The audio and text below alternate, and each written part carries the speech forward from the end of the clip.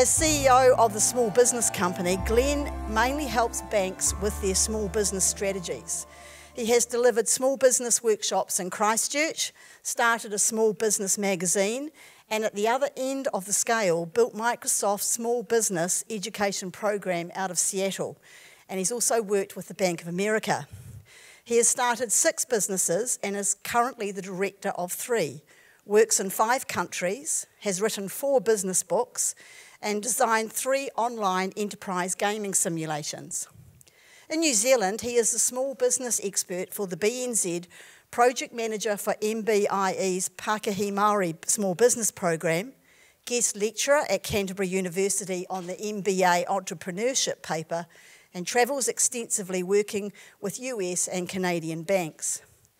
Glen is father to Rangi girls Molly, Phoebe, Isabella and Samantha, and he's also, believe it or not, one of our famous soccer coaches. Please welcome Glen to the stage.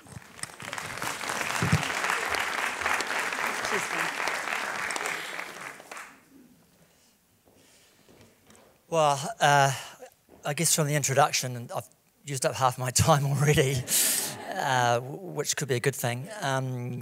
When I attended one of these sessions last year, and there were like 20 people in a small room, and when I heard there's going to be like a gong, it's sort of like maybe, well, I kind of felt like it's the Oscars, right? An acceptance speech, except I'm not going to win anything. Although I had a conversation with Ruth a few weeks ago, and she was offering to buy some of my minutes. So what I'm going to do, so before you start timing me, I'm just going to put a wee stopwatch on to see if I can get any money out of Ruth. Okay. People often ask, like, what do you do? And I've got some friends in the audience who have got no idea. And my mum didn't really know either, so they're in good company. So I thought the best way to explain what I do is just to sort of outline what I did this week and what I'm doing next week. So this week, yesterday, I was in Wellington. As Sandra outlined, I work with the Ministry of Business. So Pākehī 101, we're actually running 200 Māori small business workshops around the country, delivered through iwi. And my role as project manager is to actually, I design the topics, the content, the handouts, I train the presenters. We work out what economic benefit we can have from that funding, and then we're educating Māori right throughout the whole country. And I'm sort of in behind, pulling the strings. Today, I'm working with the BNZ. One of the challenges for banks is that money is really undifferentiated. So I'm not sure if you've noticed, but if you go into a bank machine and put in whatever colour it is, the same money comes out, right? So they're all struggling to work out how can they be different from all the others. So I'm helping the BNZ work out how to be different from the ANZ and ASB and Westpac, and they're all working out to do the same thing. Tonight I've got a phone call into Glasgow. We work with Clydesdale Bank. And so most of what we do is working with banks, helping their small business strategies, I guess. So I'll sit with their exec team, how do we get more leads? How do we get more qualified traffic to their website? How do we upskill the front line? And so we create for them content, and by content I mean business plan templates, cash flow templates, infographics, videos, checklists, little business feasibility tools. So we're creating this content that they put on their site for free. They pay us, usually. And then small businesses get them for free. So next week, I'm in Toronto Monday talking to Royal Bank of Canada. Tuesday, I go to Chicago to talk to BMO Harris Bank. Wednesday, back in Toronto, bit of a bummer. It's freezing in Toronto, by the way. Talking to Toronto Dominion Bank. Thursday, TD Bank in Philadelphia. Friday, Pinnacle Bank in Nashville. Whew. So one of the challenges, I guess, for me is the tyranny of distance. I do have 9 years Gold Elite banked in advance. But that's either good or bad, right? Because it could be a bad thing travelling too much. But and the week after that, I'm in a financial banking conference in Vegas. Perks for the job. But I go to those conferences not only to try and get new clients, but learn what's happening in the financial industry. So a couple of things that are happening in the financial industry. The first one are the banks. Banks are on the decline, which is a bit of a bummer for me because they're my main client at the moment. So I've got to sort of scratch around for that one. But, you know, we call them the four horsemen are going to be the major problems for banks. And the four horsemen of the apocalypse are Google, Facebook, Amazon, and Apple. And they are the businesses that are going to take over the planet pretty much, parking China. So, because they'll probably buy one of those. So the thing would be around if you want to buy something online in a number of years' time, a little pop-up, do you want to borrow the money for it?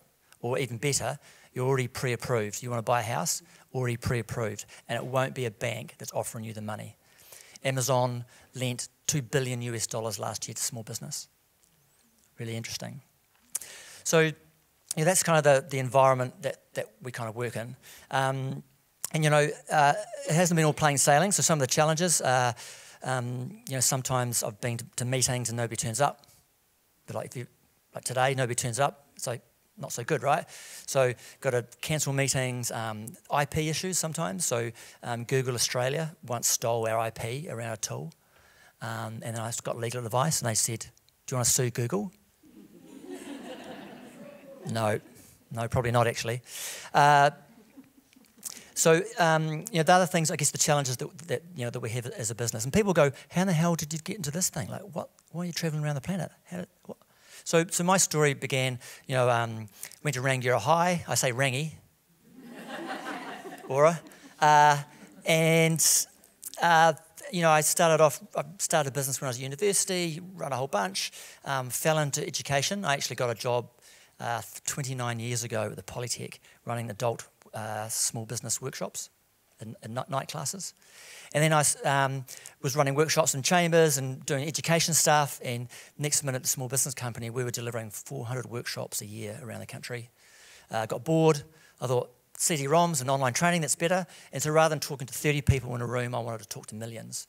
And so we put all our content online. And then I thought, scratch, who's the biggest company on the planet that I can work with? And we thought, Microsoft. This is in the early 2000s. And we had a campaign called Kill Bill, like Get Bill Gates.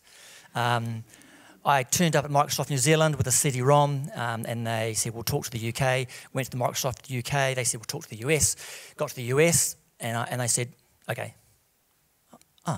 So next minute, we'd licensed this training CD-ROM to Microsoft through 8 countries.